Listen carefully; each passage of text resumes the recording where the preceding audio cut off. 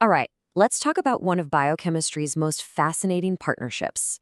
How does a simple sugar molecule team up with something else to become a powerful heart medication, or even the backbone of our DNA? Today, we're diving into the molecules that make it all happen, glycosides. So let's kick things off with a really big question. We think of sugars as fuel, right? Pure energy. But how do they also manage to attach themselves to things like hormones, life-saving drugs, or even heart medicines and just completely change what they do? Well, the answer, and really the hero of our story today, is a special kind of molecule called a glycoside. This is the chemical bridge, the handshake, that lets sugar play all these incredibly important and diverse roles in our bodies. Okay, let's break this down. To really get what a glycoside is, you have to understand that it's made of two core parts. It's kind of like a story of two very different partners coming together to create something new. So, what is a glycoside exactly? At its heart, it's a team up. You take one sugar molecule and you link it to a non-sugar molecule. But the link is key. It's a special type of bond that forms at a very specific reactive spot on the sugar called the anomeric carbon. And once that bond is formed, believe me, it changes everything about how that molecule behaves. The first member of this team is the glycone. That's just the fancy name for the sugar part. It could be glucose, fructose, you name it.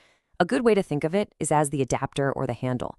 It often helps with things like making the whole molecule soluble in water, which is a huge deal inside our bodies. And then you've got the other partner, the aglycone. This is the non-sugar part, and I love to call it the business end of the molecule. Why? Because this is the part that does the specific job. The aglycone can be almost anything, a steroid, a component of an antibiotic, a plant flavor, you name it. It's what gives the glycoside its unique function. So you see this amazing division of labor, right?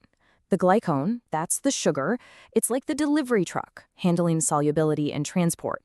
But the aglycone, that's the payload. That's the part that actually does the work, whether it's stimulating heart muscle or fighting off bacteria. Together, they are so much more powerful than they are apart. So, how do these two completely different parts, the glycone and the aglycone, actually get linked up?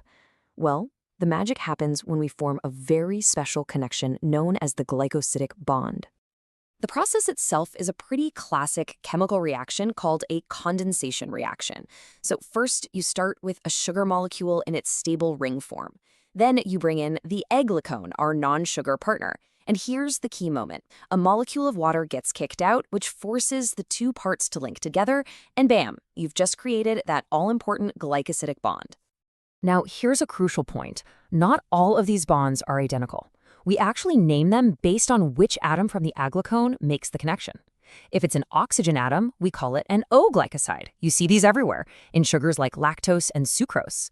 If it's a nitrogen, it's an N-glycoside, and that's the bond that literally holds the building blocks of our DNA and RNA together.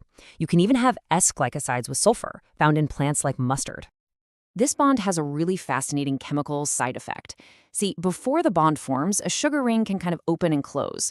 When it opens up, it has a reactive part that can, react in certain lab tests. We call that a reducing sugar. But once that glycosidic bond forms, it's like a lock on the ring. It holds it shut. Because it can't open anymore, it's no longer reactive in that same way, turning it into a non-reducing sugar. It's a small change, but it's biochemically super important. Okay, so we've got the structure, we've got the bond. Now for the really cool part. What do these molecules actually do in the body? Let's get into the essential jobs that make glycosides the ultimate utility players of biochemistry. Just think about the most fundamental things our bodies do. Need to move energy around? Yep, that's ATP and N-glycoside, the energy currency of the cell. Need to build big, tough structures? While glycogen and cellulose are just massive chains of glucose linked by O-glycosidic bonds. And how about getting rid of toxins or breaking down drugs? Your liver slaps a sugar molecule onto them, a process called glycosylation, which makes them water-soluble so you can pee them out. And the list just keeps going. That same process, glycosylation, is essential for activating key hormones like TSH and LH so they can send their signals. Inside the cell, it's also a massive deal for making sure newly built proteins fold into their proper 3D shapes and get shipped to the right places. Seriously, without glycosides, our cells would be a chaotic mess. So, why does all this deep dive chemistry matter for, say, a medical student? Because this stuff isn't just in textbooks. This knowledge translates directly into how we treat patients and understand disease in the clinic every single day. Let's make that connection really clear. Look at digoxin. It's a cardiac glycoside where the aglycone is a steroid. It works on a crucial pump in heart cells, making them contract more forcefully. It's a cornerstone for treating heart failure. Then there's streptomycin, an antibiotic that's a glycoside, used to fight infections like tuberculosis. Even the sugar substitute stevia is a glycoside. Its weird aglycone tastes sweet to us but has no calories. Phew, okay. We've journeyed from a single chemical bond all the way to the hospital. Let's wrap this up and boil it all down to the key things you absolutely need to remember. So, what did we learn? A glycoside is a partnership. A sugar, the glycone, bonded to a non-sugar, the aglycone. That link is the famous glycosidic bond. And this simple two-part structure is the secret to their incredible versatility, making them essential for energy, for building things, and for modern medicine. If you take away just one thing from all of this, let it be this simple little equation. Sugar plus a glycone equals a totally new function. That is the fundamental principle of glycoside chemistry right there. And I'll leave you with one last thing to think about. We've seen how adding a sugar can turn a molecule into an active drug, so what about the other way around?